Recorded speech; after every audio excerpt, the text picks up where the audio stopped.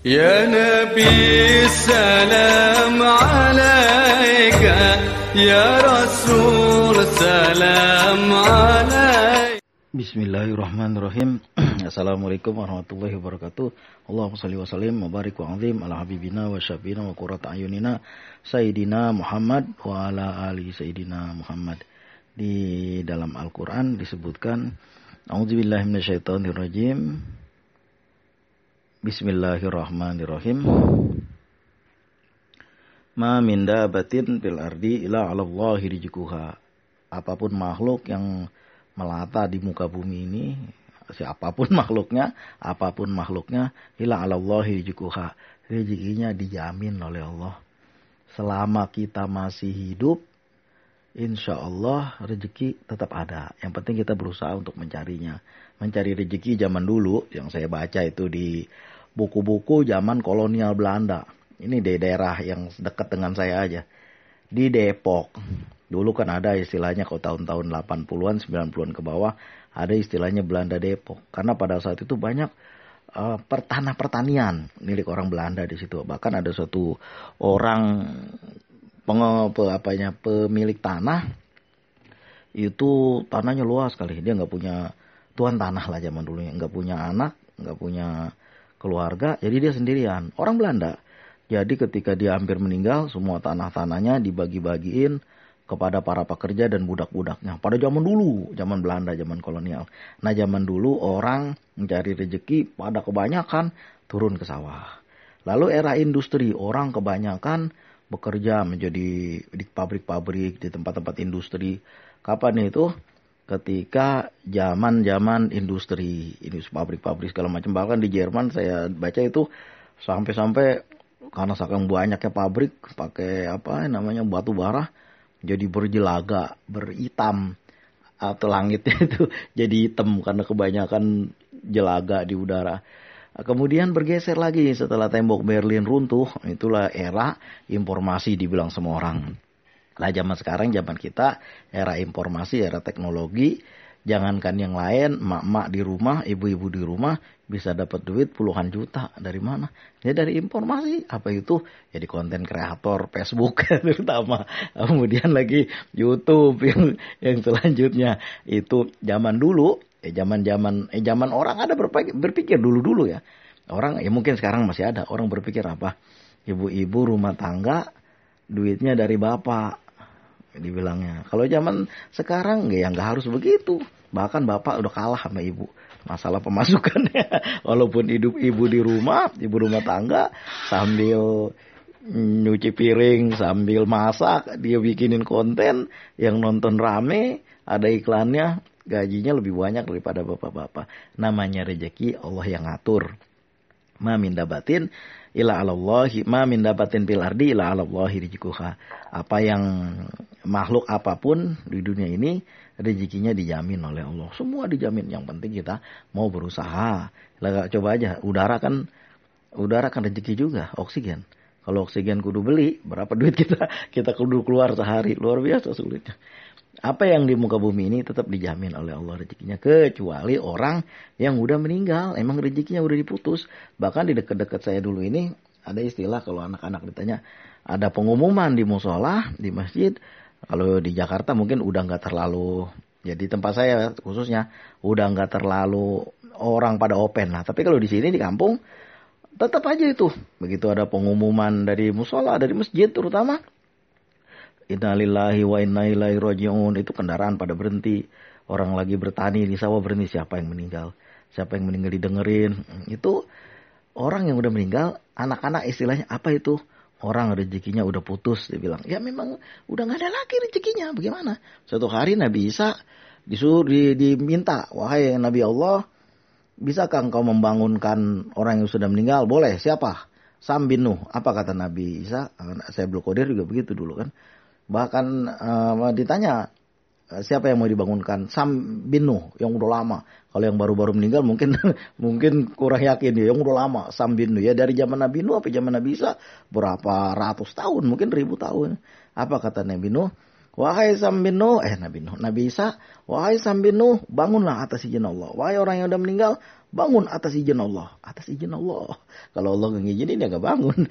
Jadi bukannya Isa pemegang kematian, bukan pemegang kesehatan atau kesakitan, bukan. Semuanya izin Allah. Wahai orang yang mati, bangun atas izin Allah. Atas izin Allah.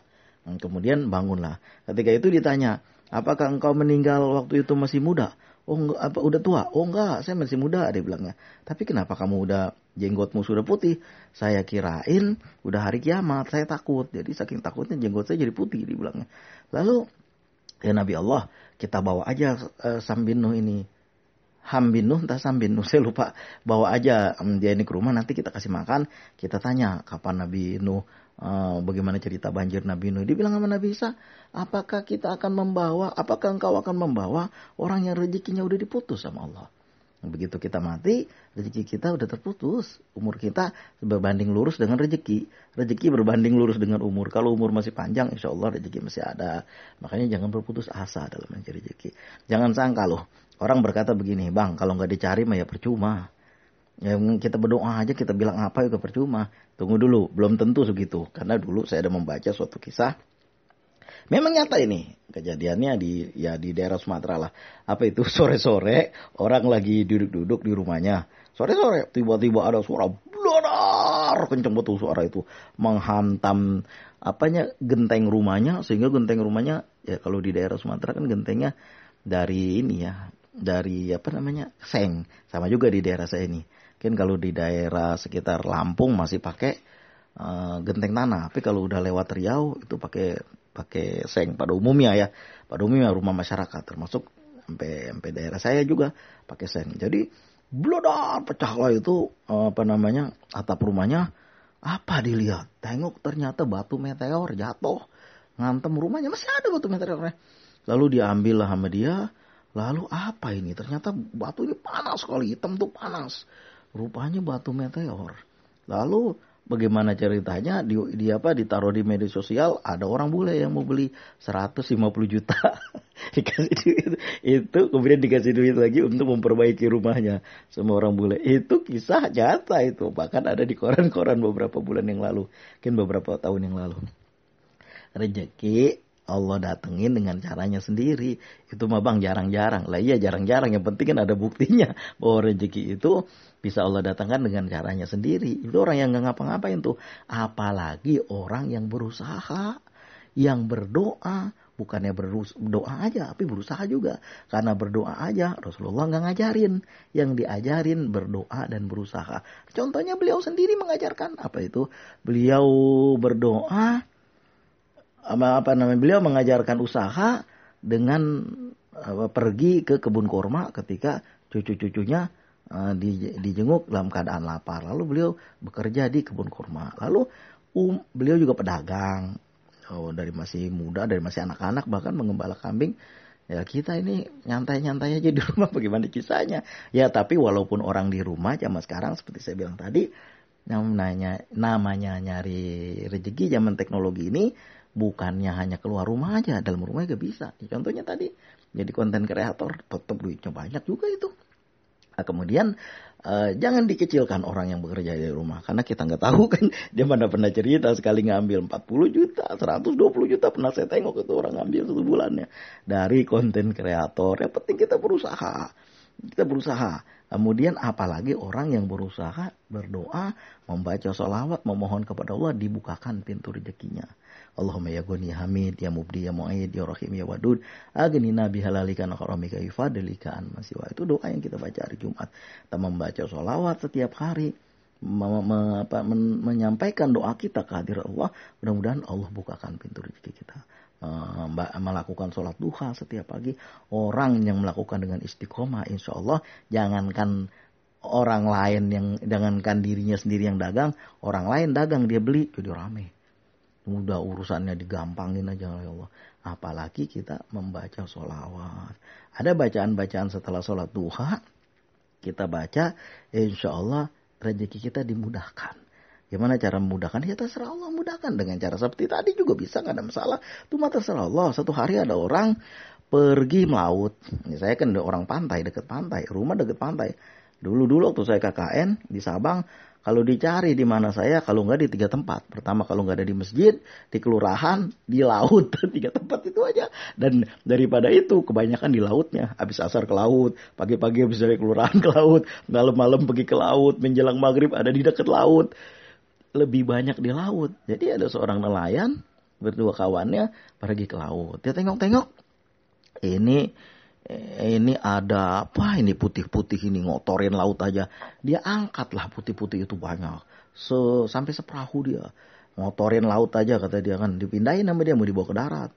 Diangkut sama dia, dibersihin sama dia di daerah lautan di perairan di sekitar dia itu dari putih-putih itu dibersihin. Dianggap ngotorin laut. Sama kita suka buang sampah, semua pada buang sampah jangankan ke laut. Ke sungai udah banyak buat sampah. Makanya jangan buang sampah di sungai. Karena sungai bukan tempat buang sampah semua orang. Kalau semua orang pada buang sampah, nanti kalau hujan macet sungai. Nah, jadi bapak ini ngebersihin sungai itu, laut itu. Dari laut di kawasan perahu dia itu, dibersihin sama dia. Dari putih-putih itu. Nah ketika dia bawalah ke darat, mau dibuang sama dia di darat. Jangan sampai laut kotor. Sampai di darat, ternyata putih-putih itu adalah sesuatu yang dikeluarkan oleh ikan paus. Kalau nggak salah namanya apa ya, saya lupa itu. Nah, jadi itu bahan untuk pembuat harum-haruman, wangi-wangian menjadi tahan lebih lama. Dan harganya mahal. Jualnya per gram. Ratus juta duitnya itu, bahkan miliar lagi. Itulah rezeki yang Allah berikan kepada orang yang dikehendaki. Ada satu orang di sini beberapa tahun lalu, ada satu orang yang pergi yang dia biasa cari tiram. Tiram itu apa ya? Semacam kayak kerang gitu. Dicari sama dia. Biasa udah nyari, udah biasa. Orang kampus itu pada nyari, udah biasa. Kalau kita jalan-jalan ke daerah sekitar tepi laut, lah pesisir pantai. Di daerah mau arah Kerung Raya di sini. Itu di sekitar jembatan, apa saya lupa ya. Di situ banyak orang jualan tiram di situ. Nah ini kejadiannya di sini. Ketika orang mencari tiram, dia lagi dicari-cari, dia nginjek sesuatu. Apa ini, sejenis kaleng. Dia angkatlah, ternyata di dalam kaleng itu ada koin-koin emas banyak sekali. Banyak koin emas peninggalan zaman dulu. Nah, dijual, alhamdulillah dapat banyak juga itu, hampir 100 juta. Namanya rezeki Allah antar dengan caranya sendiri. Nah bagaimana, itu kan walaupun cuma 1-2, tapi contohnya ada. Yang gitu kan gak diharapin banget, betul. Apa itu yang dia gak pakai rencana, apalagi kita yang punya pakai rencana udah kita buat, planningnya udah kita buat, dan kita doain, kita bacain sholawat. Dalam 1 tahun ini rencana saya apa, dalam 2 tahun rencana apa, 5 tahun rencana apa, dalam rezeki. Makanya jangan sampai meninggalkan keturunan duriyata di apa, keturunan yang lemah-lemah, yang lemah ekonomi, lemah otaknya, lemah segalanya lah, lemah imannya, jangan sampai kayak gitu. Terutama diperkuat masalah ekonomi. Maka dari itu, selama kita masih bisa bergerak, umur kita masih ada, insya Allah rezeki Allah masih jamin. Yang penting kita berusahanya. Usikum wa nafsi bitaqwallah, mudah-mudahan ada berkahnya, bahwa rezeki bisa Allah datangkan dengan caranya sendiri. Yang penting kita berusaha, berdoa. Kita mohon kepada Allah digampangin segala urusan kita, dimudahin segala urusan kita. Setiap pagi selalu kita minta kepada Allah. Apa itu? Allahumma duhaika, wahai Allah, sungguhnya duha itu punya Engkau. Wal baha bahaika, wal jamala jamalika, wal quwata quwatika, wal qudrata qudratika, wal ismata ismatika. Allahumma ya Allah, in kana rezeki fis sama, apabila rezekiku di langit, panjilhu, turunkan. Bahkan kalau bisa kita berdoa, Allahumma in kana rezeki fis sama, apabila rezeki saya di langit ya Allah, turunkan ke toko saya, turunkan ke tempat saya usaha supaya banyak yang ramai yang beli. Ya enggak masalah berdoa seperti itu kan, yang penting jangan di dalam sholat, di luar sholat. Namanya orang berdoa apa aja boleh, Allah enggak pernah melarang. Ud'uni astajib lakum, berdoalah kepada aku memintalah kepadaku, aku akan mengabulkan. Nah, yang penting jangan lupa kita membaca sholawatnya, karena doa-doa yang disampaikan kepada Allah tidak dibaca sholawat di dalamnya, dia akan berputar-putar aja antara langit dan bumi. Kata siapa bang? Ya hadis Nabi di dalam hadis riwayat Bukhari. Kemudian itu menandakan bahwa penting sekali bersolawat. Bagaimana kalau kita bersolawat, kita membaca solawat, kita bacalah solawat Nabi 1000 kali, lalu kita mohon kepada Allah, ya Allah doa kita apa. Kemudian kita baca lagi 100 kali. salawat Nabi seperti tadi. Allahumma sholli ala Sayyidina Muhammad wa ala ali Sayyidina Muhammad. Lalu kita berdoa kepada Allah, doanya yang tadi juga terus kita ulang-ulangin begitu. Insya Allah doa kita antara salawat dengan salawat. Jika namanya juga salawat, amalan yang tidak ditolak. Ketika salawat itu disampaikan kepada Rasulullah, ke hadirat Allah, doa kita ada di situ. Mudah-mudahan doa kita terijabah. Usikum wa nafsi bitaqwallah. Terima kasih atas segala perhatian. Mohon maaf atas segala kekurangan. Yang penting doa dan usaha. Insya Allah rezeki Allah bukakan pintunya.